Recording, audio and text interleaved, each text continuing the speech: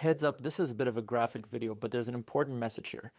Now, post brain surgery, after they release you from the hospital, every morning and every evening, you got to take care of what's happening here.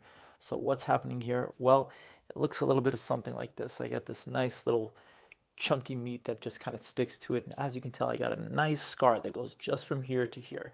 And as I've told you many times, if you listen to the podcast, they cut this whole part open.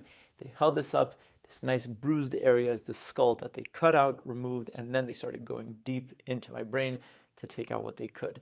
Now, this nice little burn area is what happens after it is exposed to heat and so forth. It's not supposed to be burned that way, but sometimes you don't get to choose your cards. So what does my morning episodes look like? Well, I take this nice little guy. I take this beautiful soap, which is not very friendly, as you can imagine, and we wash. And we give it a nice wash just right over it.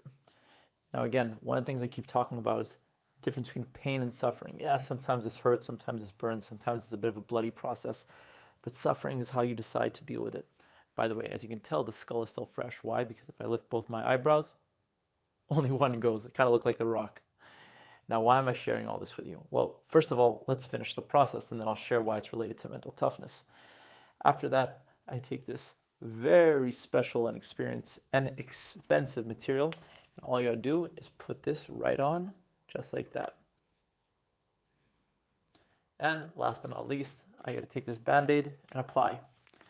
Now, why am I sharing this with you? Well, because one of the most annoying things of this process is the amount of times that little kids stop, look at me, and they go, "What the hell's on your head?" Kind of look like this project from the zoo or from kind of some crazy science experiment. But the interesting thing is this. When you come to the place that you just own what it is, right? For me, I got this cool scar and I can't lift my left eyebrow. That's just what it is. We become so focused thinking that we're the center of the universe and everyone's going to look. What's wrong with him? What's wrong with the scar? What's wrong with all of these things happening around you? Today was the first time that my son walked in on me while I was changing this. And I was scared to death. Why? Because I don't want him to look like me like I'm some kind of freak. But you know what's the first thing he says? "That's cool." So maybe they're going to look at it different, or maybe I don't know what, but it's a matter of how you leverage it. Don't let someone else dictate your story. It's about how you look at you and not how they look at you. And when you put your focus there, then it's just so much easier to play the game. It's so much easier to display that mental toughness.